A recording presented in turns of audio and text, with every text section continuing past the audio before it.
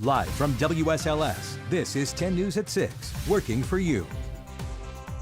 Good evening and thanks for joining us for 10 News at 6. I'm Jessica Jewell. 2 men are in the hospital after a shooting in downtown Roanoke early this morning. Take a look at this cell phone video from the scene just when police were called. It shows what happened moments after police say a suspect possibly used a large caliber rifle to shoot at the scene.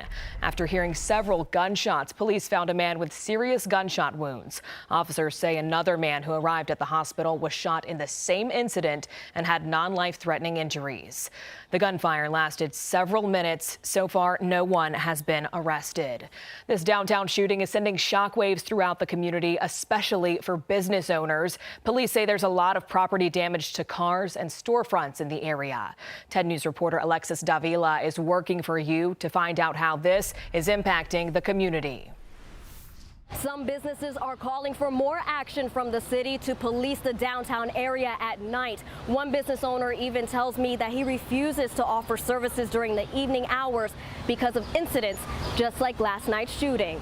With evidence markers still in the parking lot on Campbell Avenue, police say several shots were fired and a large caliber rifle was possibly used. Evan Ledyard says his car was blocked in the parking lot for hours. Very frustrating. There's no bullets in my vehicle or anything. Just the whole parking lot shut down. The Humble Hustle nonprofit was hosting an outdoor fundraiser blocks away. Founder Xavier Duckett says they spread positivity and peace, and their event was not connected to the shooting. With our mission of educating, exposing, and empowering youth, everything we do is about keep giving and teaching love. In no way, shape, or form do those events have any relation to anything that we do or stand for. It's a scary sight to see this Father's Day for Joe Hollingsworth. This is the biggest shock since I've lived in this community. I can't believe it. You see it on the news all the time, but you never think it's going to happen here, and this is just devastating. Just across from the scene, the co-owner of Scrambled says some customers question their safety in the area. We don't know how safe it is, and it's really safe. I mean, I would walk down the streets of Roanoke by myself any night. I would not be afraid. But not everyone feels as safe. Scotty Smith says he refuses to open at night because he worries about his employees being in danger. I think we need more of a police presence downtown. I mean, that was 20 years ago. You used to have a cop that stayed on the market during the day and I believe at night, but then that sort of is faded away. Now, some business owners and residents tell me even though they know that the police department is experiencing some staffing shortages, they say something needs to change. In downtown Roanoke, Alexis Davila, 10 News, working for you. Rockingham County officials say another tuber has been recovered from the Dan River. As we've reported, the tubers were part of a group of 9 family members who needed help after their tubes went over a dam near a power plant on Wednesday. Crews, including from Danville and Pittsylvania counties, rescued 4 people and have now recovered the bodies of 4 others. Authorities have confirmed 7-year-old Isaiah Crawford was recovered today. President Joe Biden's infrastructure bill is making some progress. A group of more than 20 senators is inching closer to a bipartisan deal on parts of the proposal. It calls for adding more than $750 billion over an 8-year period, as opposed to a deal that would spend as much as $6 trillion. Lawmakers say after a full year of the pandemic, now is the time to act.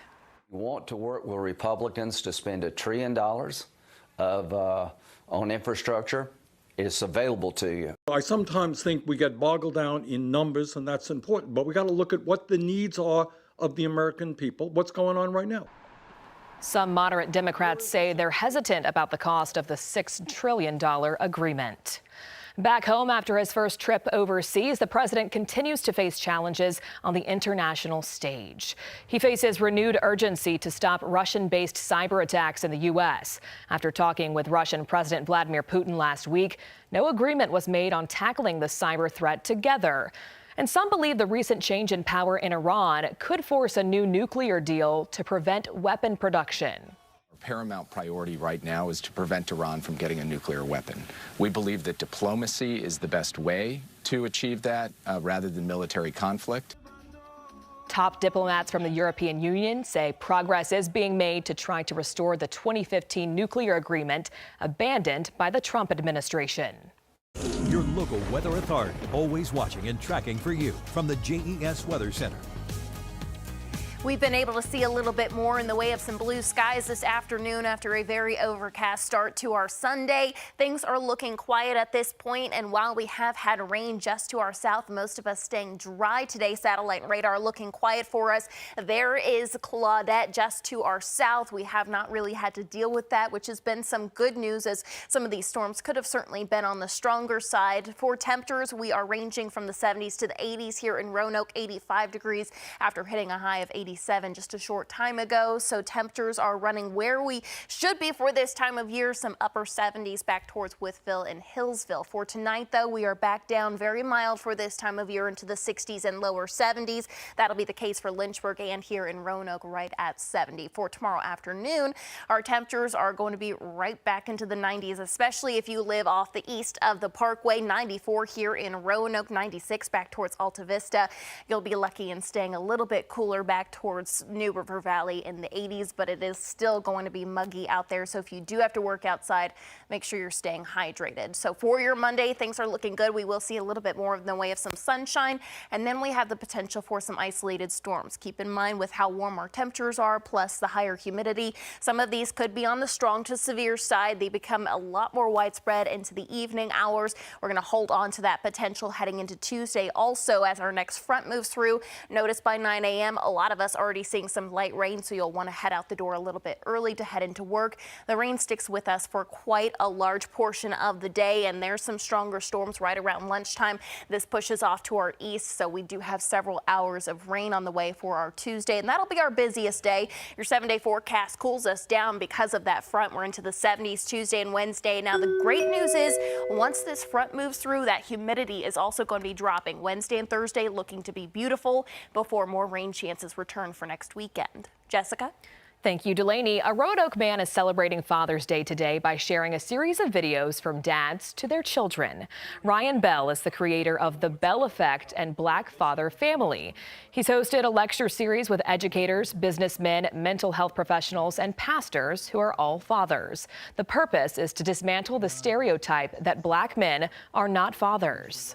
This series in particular is important to begin to have those conversations, and not just have the conversations, but use this as an opportunity to bring together a group of men who could actually put some action behind the conversations that we're having. We have a link to watch the lecture series on our website, WSLS.com. Senator Tim Kaine attended a Juneteenth event at the University of Virginia yesterday, honoring the more than 4,000 enslaved African Americans who built and maintained the university. So I think it's important as we build community for all people to come and see this beautiful monument, this beautiful memorial that is representative of lives, of human lives that have not been acknowledged. Kaine says there's still a lot of work to be done, and we should continue learning about the history of slavery and segregation and their long-term effects.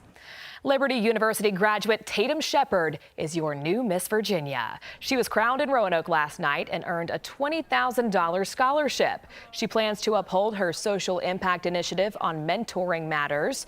Shepard says she's so thankful for the opportunity and owes part of her success to her mom, who was Miss America in 1987.